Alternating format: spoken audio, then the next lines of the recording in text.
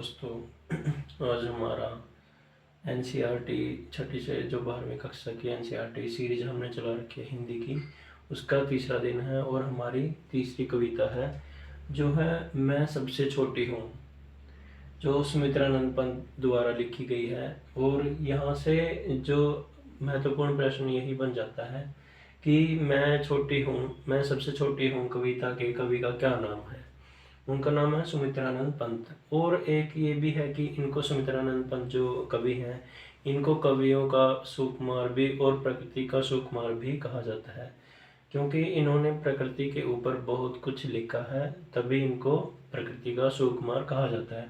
तो आइए हम अब इस कविता के बारे में पढ़ते हैं, जो जिसका पहला पद्यांश इस प्रकार है कि मैं सबसे छोटी हूँ, तेरी गोदी में सोऊं, तेरा आंचल पकड़ पकड़ कर फिर सदा माँ तेरे साथ, कभी न छोड़ो तेरा हाथ। यह जो कविता है जो सुमित्रानंद पंत जी ने लिखी है, इन्होंने जो इसका विषय है वह जो बच्चे हैं, बालक हैं, वो अपनी माता से बहुत प्रेम करते हैं, वो कभी बड़ा नहीं होना चाहते। तो यह एक लड़की की कहानी है, बालिका की कहानी है, कविता है जो अपनी माँ से कहती है कि माँ मैं कभी बड़ा नहीं होना चाहती, मैं तुम्हारा साथ कभी छोड़ना नहीं चाहती और तुम्हारे आंचल को हमेशा मैं पकड़ के रखना चाहती हूँ, तुम्हारी गोदी में ही मैं सोना चाहती हूँ।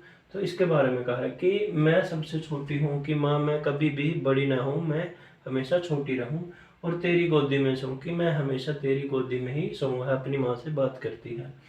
तेरा आंचल पकड़ पकड़ कर फिरो सदा माँ तेरे साथ, कि माता मैं हमेशा आपका आंचल पकड़ के, पल्लू पकड़ के आपके साथ यहीं घूमती रहूं, खेलती रहूं और कभी ना छोड़ूं तेरा हाथ, कि मैं आपका हाथ कभी नहीं छोड़ूंगी। तो दूसरा जो है पहला पद्यांश जो है, इसमें से प्रश्न यही बन सकता है कि जो बालिका है वह माँ का क्या पकड़कर हमेशा रखना चाहती है। तो हम बोलेंगे कि वह अपनी माता का हमेशा आंचल पकड़कर रखना चाहती है। इसमें से यह प्रश्न पूछा जा सकता है। और जैसे आपको पहले बताया था कि सुमित्रानंद पंत जी हैं जो उनको प्रकृति का सुकुमार कहा जाता है।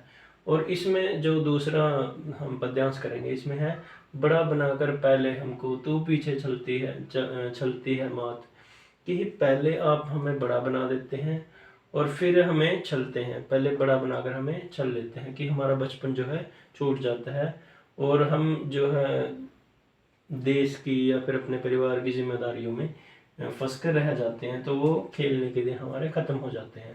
हाथ पकड़ पकड़ फिर सदा हमारे साथ, नहीं फिरती दिन रात, कि माता जब हम बड़े हो जाएंगे फिर तो हमारे साथ नहीं खेलेगी, नहीं हमको खाना खिलाएगी, ना कुछ भी।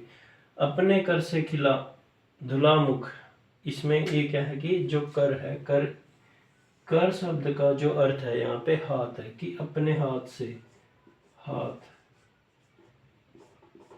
कि अपने हाथ से, कर का मतलब क्या है हाथ। आपसे जो शब्दों के अर्थ भी पूछे जा सकते हैं, विपरीत शब्द भी पूछे जा सकते हैं और समानार्थक शब्द भी पूछे जा सकते हैं। तो इसमें क्या है कि इसका कर का क्या अर्थ है यहाँ पे हाथ। खिला धुला मुख, धूल पोंछ सज्जित कर गात, कि माँ जब हम बच्चे होते हैं तब आप हमारा जो है हमें अपने हाथ से खाना खिलाते हो और हमारा मुंह भी साफ करते हो और उसके बाद आप हमें नहला धुला कर अच्छे कपड़े पहनाकर हमें सुसज्जित करते हो, हमें सुंदर बनाते हो। थमा खिलौने नहीं सुनाती हमें सुगध परियों की बात। यहाँ इसमें जो बालिका है उसको अपनी माता से यह भी एक क्या कहते हैं समस्या या फिर उनको गुस्सा है इस बात का कि वो शिकायत है कि माँ आप हमें जो खिलौने खिलौने थमा कर हमें आप जो परियों की कहानी है वो नहीं सुनाते हैं।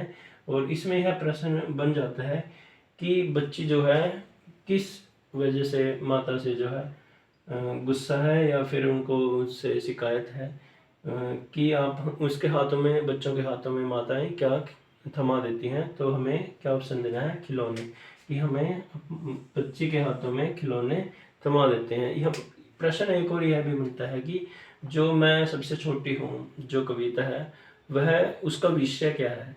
तो आपको बताना है कि यह बाल चेष्टाओं के ऊपर जो इस कविता का विषय है कि उसी को केंद्र में लेकर यह कविता लिखी गई है। और यह कविता सुमित्रानंद पंत द्वारा लिखी गई है। जिनकी कुछ जो है रचनाएं हैं, युगांतर होगी या फिर अन्य होगी, तो फिर यही से प्रश्न बनते हैं। आगे हम एक और तीसरा पद्यांश इसमें करेंगे। तो हम तीसरा पद्यांश करते हैं। ऐसी बड़ी ना हूँ मैं, तेरा स्नेह न खोऊं मैं। बच्ची कहती है अपनी माता से कि माँ, मैं इतनी भी बड़ी नहीं होना चाहती कि आपका जो प्यार है मैं उससे वंचित रह जाऊँ या वो मुझसे छीना ही जाए। मैं इस प्रकार बड़ी नहीं होना चाहती हूँ। वो अपनी माँ से विनती करती है और उनको बताती है। स्नेह का अर्थ यहाँ पे प्रेम है या फिर ममता, जो माँ की ममता होती है, जो प्यार होता है, उसको स्नेह कहते हैं। तेरे आंचल की छाया में छिपी रहूं निष्प्रिय। इसमें कहा कि तेरे आंचल की छाया में, माँ मैं आपकी जो आंचल है उसमें हमेशा छिपके रहना चाहती हूँ। यदि मेरा मन है और नहीं भी है कि मैं इस प्रकार बड़ी नहीं होना चाहती कि मैं आपके आंचल में छिप ना पाऊँ। वो छिपी रहूं निष्प्रिय है। निष्प्रिय का अर्थ है कि जो या मेरा मन है या नहीं है। इसका अर्थ है कि बिना इच्छा के, बिना मेरी इच्छा के भी मैं आपके आंचल में छिपी रह सकूं। निर्भय, निर्भय का अर्थ यहाँ पे है निर्भय कहूँ दिखा दे चंद्रोदय। निर्भय मतलब, निर्भय का मतलब होता है कि निडर, जो न डरे, न डरने वाला, निडर।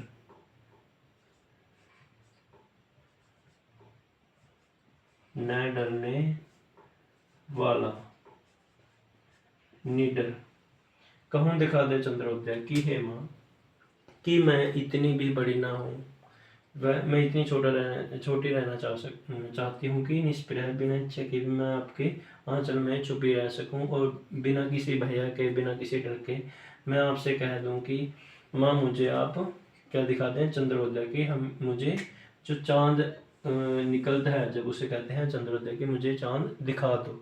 तो इस कविता में हमारे पास सिर्फ यही जो इस प्रकार के प्रश्न जो है पूछे जा सकते हैं एचटेट सीटेट में।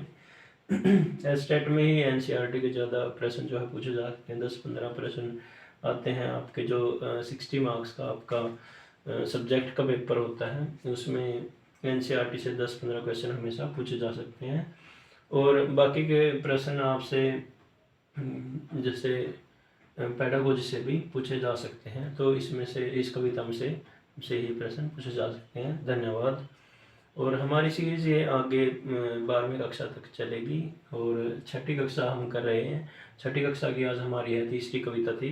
आज हमने कविता की है, फिर हम कविता के बाद हम कहानी करेंगे, एकांकी करेंगे, निबंध करेंगे और जो भी हमें परिचय मिलेंगे वो भी करेंगे। धन्यवाद।